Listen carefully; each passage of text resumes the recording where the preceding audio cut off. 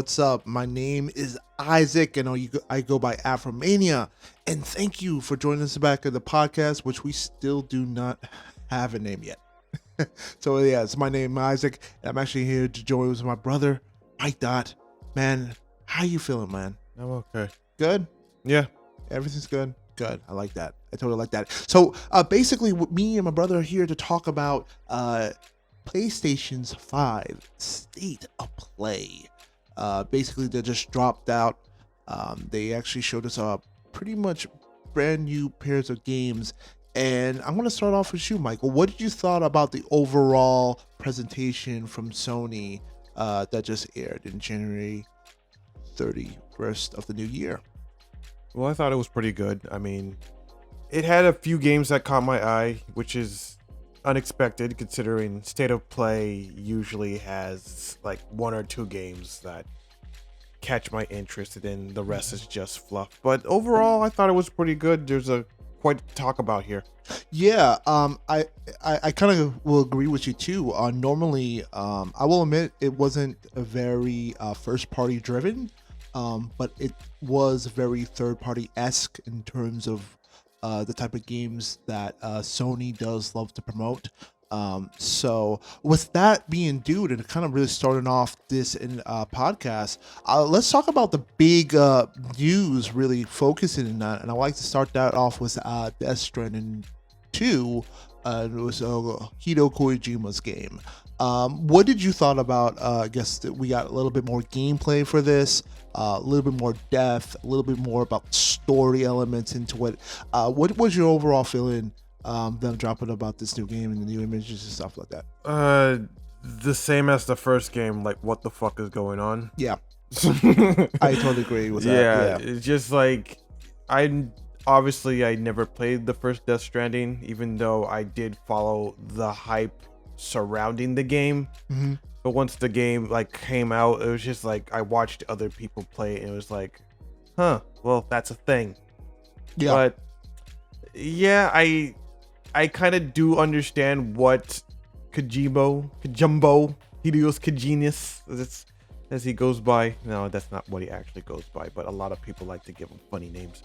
Like Hideo Kojima, yeah. A lot of things that he, like the themes that he promoted in the first Death Stranding game about connecting people and finding people again, and finding truth to what the Death Stranding is, and the destruction of the world through just all these weird elements presented in the game. Well, seems to be more or less the same being presented here. And again, I don't fully understand the story of Death Stranding, so I'm obviously not going to understand the elements being presented in Death Stranding 2. But just like the first game, it looks interesting. It looks intriguing. It looks like something that you really just have to dig into to truly understand. I haven't played it, so I can't truly understand what Hideo Kojima is going for here. But I do think that everybody that does play it and gets through to it to the end, they say it's like it's an immersive, amazing experience, and I can only just take their word for it. So from what I've seen in the trailer, it does look interesting. Like the whole like scene with I can't even describe the scene. In fact, you'll see it on screen right now, but just that fight with the weird samurai guy and the rocker with the guitar. Like, what the heck is the rocker? Yeah, it was the axe, kind of the guy that kind of looks a little bit like from The Crow. Yeah, you've seen that movie from The Crow where he's rocking his axe, which is very ironic because guitar is usually also has the same name as an axe. So I thought that was kind of clever too. But yeah, going with the same theme. Again, I have not played Death Stranded myself. But I think it's a game that I am quite interested in just checking out before the 2025 release date of the sequel. And kind of just like the same elements that you're going by. Yeah, I think Hideo Kojima is that fantastic creative visionary where he is willing to take risk in order to maybe push the envelope and kind of push the genre of video games even right now as a movie piece, as well as entertainment, interactive entertainment, and just be able to tell very interesting stories. Whether or not that they work is maybe a different discussion, but I do give him the respect that he's willing to try different things that are not really seen, and bring a unique way to how we would normally play these games, like in his own creative mindset.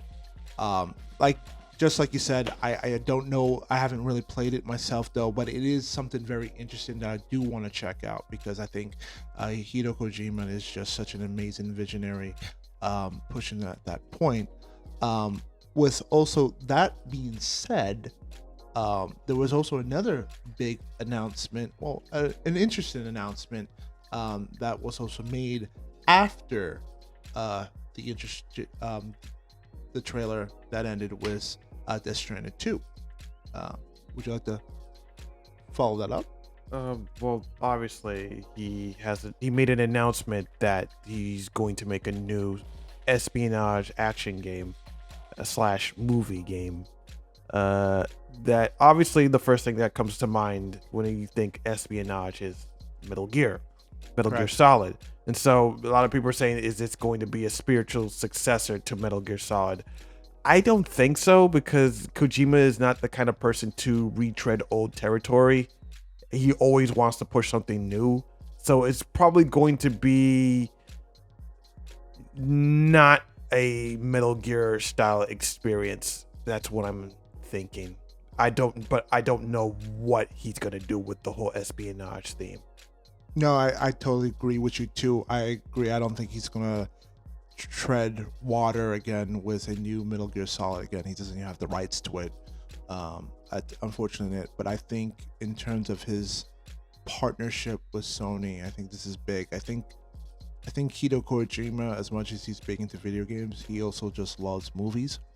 And I think that this is kind of the moment that he's kind of built to kind of have not only the pull of the different stars that he has, like he has Norman Reedus in his game right now. Norman Reedus. Yeah. And some major big stars and major big directors that he's really networked over the past years.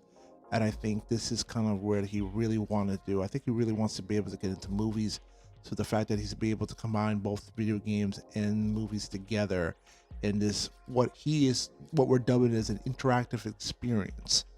I think this is kind of the dream that he's always wanted, and the fact that he's able to work with Sony to be able to hopefully push this dream, as you could see in the trailer how it pulled back. You saw Colombian pictures in Burbank, California. I think this is what he wants to envision. Again, we're not going to be able to see that envision in a couple of years, though. But I think this is something that he wants to do, and I think he's very excited about it. I am very interested to see how he's going to pull this off. And we don't know what new technology is going to be introduced in the next couple of years, or what Sony has cooking up. So it's definitely going to be interesting. It's definitely something that we're going to keep in mind. And we definitely know that it's going to have a lot of star power behind it. Yep, that's basically it. I mean, Kojima's got a lot going on. He's got Death Stranding 2 coming out soon. He has that OD game, which is basically supposed to be their answer to what they lost when lost the rights to working on Silent Hills. And now he's got this new espionage action / movie game, which is very intriguing, and I'm looking forward to it. Now, speaking of which, during the State of Play, there was some announcements for a new Silent Hill game, as well as new gameplay remake of Silent Hill 2. And I do have some words to say about that, because when they revealed Silent Hill, the short message, I instantly thought, like, wow, is this going to be like a PT thing? Are they going to do a PT style game? Because it's all in first person, but I didn't really get that vibe going more into the trailer, because the atmosphere from that trailer, from the short message trailer compared to PT was completely different. It didn't seem as tense or filled with dread compared to PT.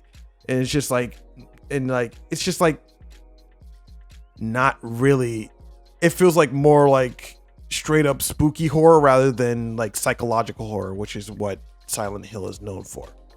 And speaking of which, with the Silent Hill 2 gameplay they showed, I wasn't feeling that as well because they showed a lot of combat. And Silent Hill is not known for its combat moments. It's more known for, again, psychological horror. And from what I was seeing, it looked like I was watching gameplay from Resident Evil 2 remake. And I don't think that's a very good sign. So, yeah, what do you think? I kind of also agree with you. Look at this. We're both agreeing with each other. We usually don't agree a lot. But no, I kind of felt the same thing with you with these when I saw that they were going to do a Silent Hill 2. I immediately thought, okay, well, Capcom's doing that. So here's a chance to have a cash grab right now because it seems like remakes are kind of the thing right now. You know, Konami is also jumping on and making their own the Metal Gear Solid remakes with their volumes. So at this point, it just seems like, hey, we'll just do this here with this IP that we have lying around, and you know we can get a couple of bucks out of it. Because like kind of like what you said, I'm not into the Silent Hill franchise, but from what Silent Hill is, it's a lot of psychological horror. Yes, there's a lot of like aggressive horror, but most of it is mind games, and a lot of it felt just like we gotta emphasize on the combat, which really doesn't really get you into what Silent Hill is. Going back to the other Silent Hill game too, I would say I'm a little bit intrigued about that, just in terms of where the horror element of video games are at the moment. A lot of it is in the independent scene, and a lot of it, I kind of felt like maybe the directors were taking some influences from that area of a lot more independent horror games. And I think they're trying to bring maybe Silent Hill into more of the 2024 in terms of, you know, cell phones and connection and stuff like that, and how they were able to play that interaction between that psychological horror within the technology that we have now. So seeing that a little bit, it had me a little bit intrigued to see where that would go. Will I play it? Probably not. Again, it's not really my genre of games, but I would say it looked quite interesting. Something maybe someone would like to explore. Yeah, very much so. That's not much else I can say. I mean, just wait and see at this point. But in terms of what I'm most interested in was actually the second to first game that they revealed, which was Stellar Blade. Now, this game is being made by Shift Up, and for some people, that name does not come to mind. But if you've ever heard of a little gacha game called Nikkei, Goddess of Victory, then you'll know all about what Shift Up is about, and they're all about flashy combat and cute girls. That's what they're all about, and this game is no exception. A lot of people are calling this game Korean Bayonetta, and I basically agree to an extent because it has a lot of flashy action. It has a cute Korean chick, and it just has I was gonna say it has tits and ass. That's what's gonna straight up say it, tits and ass, which is like, you know, surprisingly missing in a lot of gaming these days. But yeah, I mean, just looking at it, it looked beautiful and just really impressive looking, and I'm looking forward to seeing what this game has in store, even though it's on PlayStation 5, which I don't have yet. I'm borrowing a friend's PlayStation 5 right now to play certain games. But yeah, I am looking forward to it. I can't say that I am in the same boat with you. I think this is our first disagreement. When I saw this game, I kind of felt your very standard anime, desolate world. Don't get me wrong, it looks beautiful with the graphics design, but in terms of, I guess, giving you a checklist, like you said, crazy anime stuff, check, you know, beautiful, voluptuous anime character, check. It felt, in my mind, watching this felt very generic in terms of what I've seen before. Like you said, a lot of the references you brought up were about Bayonetta, and I immediately thought that. So, to me, it just kind of felt a little toned down for me in my interest.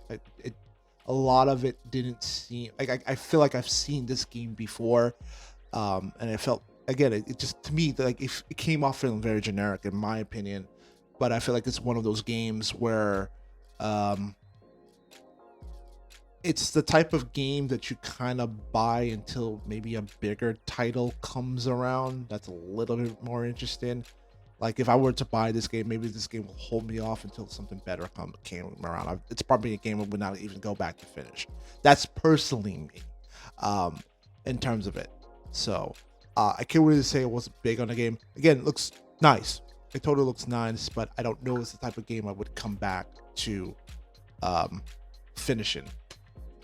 That's kind of my opinion. Well, for me personally speaking, yeah, you are right to an extent that it's the combat doesn't look like super special. I mean, it looks serviceable. It looks like enjoyable enough. But the reason why I'm just interested in it is just because, like, yeah, it looks gorgeous, and the main character looks gorgeous, and I do think that the world and its environments look interesting enough for me to dive in and say, what is this? What is going on in this place? Like, why is everything look so strange? Why do the monsters look the way they do and all that stuff? That I kind of do want to dive into more of, besides just being able to play a cute anime girl, or say anime-esque girl, because some people would argue that this is technically not anime, it's just anime-esque. But overall, it's just because we don't really get a lot of, like, good femme fatale characters anymore. Like, we don't get a lot of, like, Lara Crofts anymore, and it's just like, I just want to see more of this, and I want to support more of this, and that's kind of why I want to get this game. I wouldn't say she's Lara Croft-ish. Obviously not. Obviously she's clearly not. But like I said, she's obviously supposed to be a femme fatale. Yeah, I get it. I get the whole femme fatale thing, though. I just, looking at it, it just feels very. Again, I just think it's just a nice little generic game. I know that I keep using that name. Like, it's disrespectful. I don't think generic is the same thing. I think it's obviously nothing like super impressive. No, I think that's as far as the gameplay, because obviously you're looking at this from a gameplay standpoint. I'm looking at this more from a visual and atmosphere standpoint. Again, the visuals are fine. I just look at the gameplay, and I've seen it before, and I don't know if it's gonna hook me out. Again, I think it's a fun game that I would play until something better comes around. It's not a really game I would actually go out of my way of finishing. Or depending. It really depends on what the story. Like I said, I think to me it would really depend on what they're offering in terms of story, and maybe if the gameplay, it does strike me, because I've seen the gameplay before, So, but we'll see what happens when it drops. Pretty sure it's supposed to drop soon, April 26th of this year. Is it April 24th? It said 24th. I thought it said 26th. Yeah, Okay, 24th. 24th. Yeah, I guess the other things that we also could talk about was just like, what else got revealed during the state of so I have the entire list. The games that also dropped were Helldivers 2. Helldivers 2, man, not interested. Sonic and Shadow Generations coming this fall. It could be good. That could be a good one. I mean, the first one was pretty well received, Sonic Generation. So if it's anything like that, I think that'll be fun. Yeah, I think so too. Actually, that's a little kind of interesting. So it seems like they're gonna add a couple more Sonic games on top of that, as well as introducing Shadow the Hedgehog, which seems like that's the main game. Zenless Zone Zero, which is going to be the development for the PlayStation 5. Now, this game is for. I already know this game's already out for the PC, and that's one of something. No, let me talk about that because I actually played Zenless Zone. Well, that's what I was about to introduce you to. You didn't let me finish. Well, yeah, I know. I was about to introduce you. I was going to say, hey, Mike, you played this game. Would you like to talk about it? Well, yeah, I think because I need to talk about it right now because I played it. I actually didn't like it. I actually did not like it because the combat, while the game looks very nice visually, the combat, I felt like it was just like Genshin Impact's combat with extra steps. It just, I was expecting the game to be more like Devil May Cry-ish when it's its combat system, but it was more like Punishing Gray Raven's combat. And I know some of you probably don't even know what the games I'm talking about, but these are games that are very similar to each other and games that basically I decided to compare the two between. And what Zenless Zone Zero presented as in its combat did not impress me personally. And I know that's pretty blasphemous to say to a lot of Hoyoverse fans because anything Hoyoverse puts out, they basically treat it as gold. But personally, I didn't enjoy it. I mean, I did like the theming because it had a very Persona 5 style like theme to it with the daily interactions with characters and the whole life simulation stuff that going for it. And don't get me started on some of the like quote unquote censorship that happened with the game from the closed beta 1 to closed beta 2 that also put me and some people off from the game. But like obviously I think it's gonna be an enjoyable game for people who just like something quick and flashy to play as. But for me personally, it missed the mark. Is this game free? Yeah, it's free to play. So it's free to play.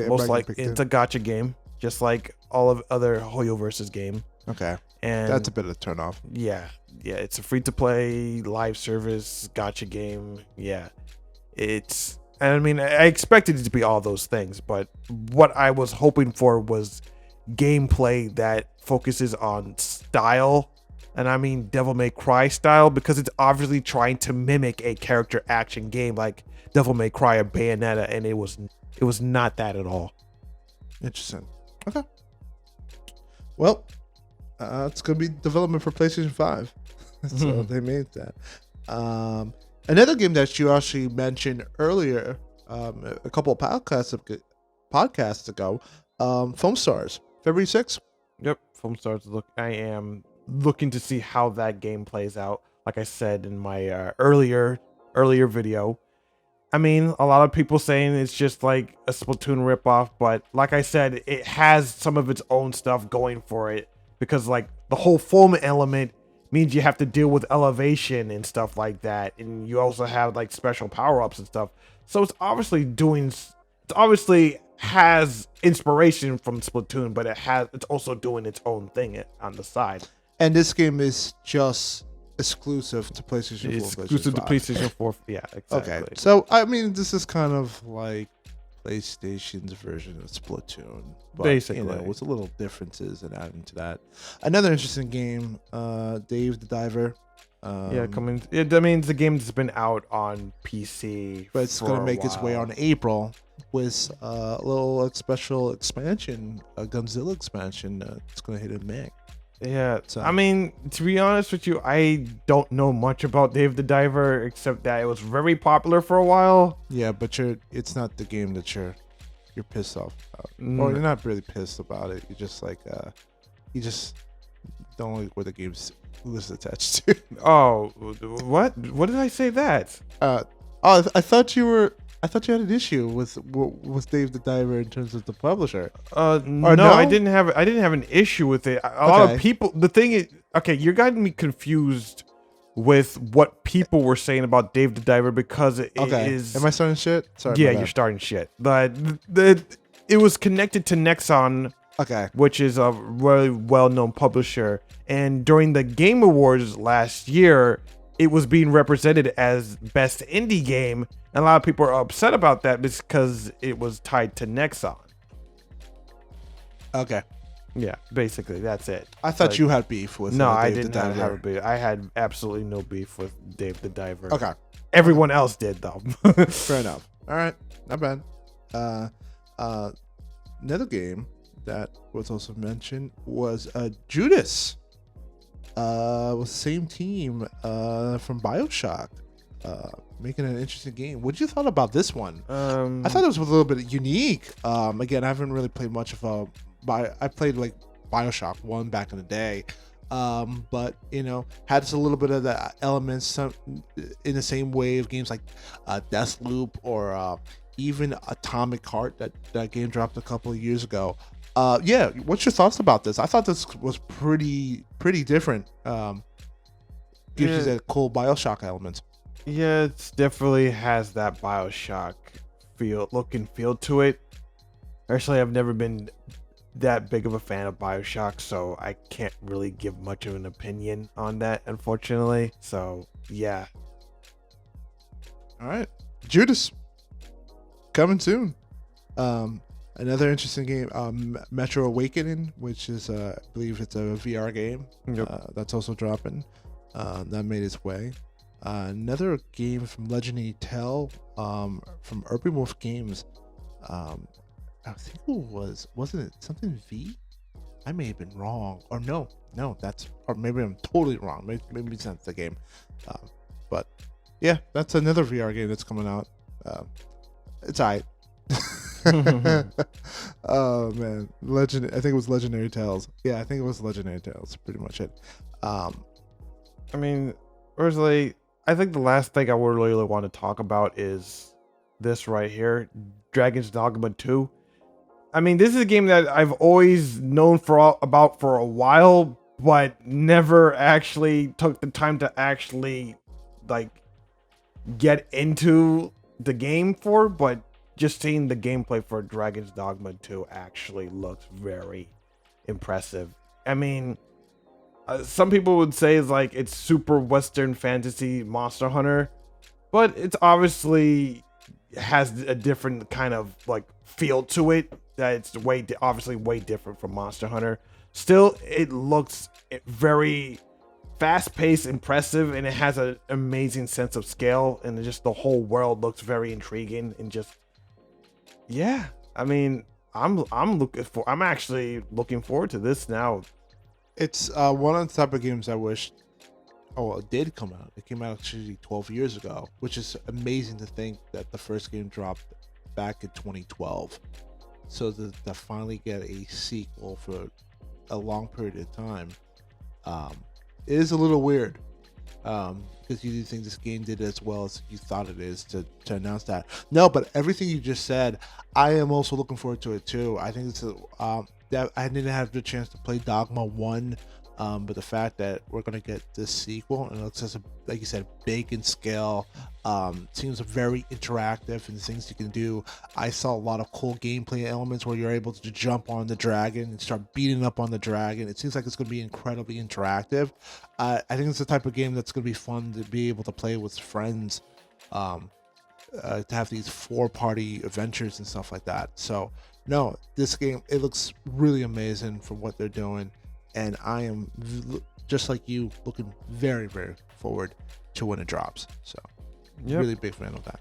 Yep, and that's basically. I mean, obviously there was a few other stuff that was revealed, like the remake of Until Dawn for PC and PS5, Rise of the Ronin, which looks like a nice mix between Sekiro and Ghost of Tsushima.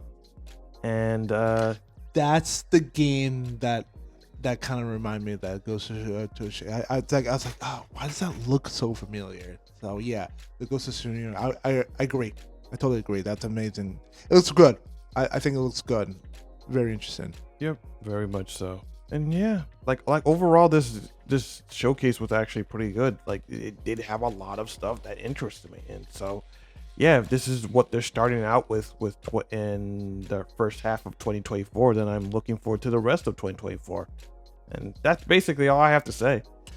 Yeah, I will actually kind of agree with you on that. I thought it had a couple of interesting games. Like I said, Death Stranding 2 being their kind of their closeout for this particular show.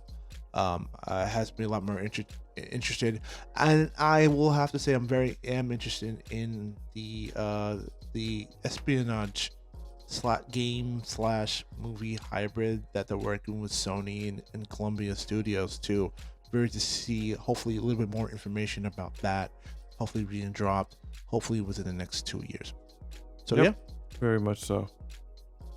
So that being said, I want to, you guys, what did you think about actually this Sony PlayStation State of Play? We would love to hear about your comments down below, and we'd just like to get your thoughts on about that too, man. Yep, very much so. All right, so if you enjoyed this video, make sure to like, comment, and subscribe. I'm Mikedot, and this is Afromania, and well, peace. Peace.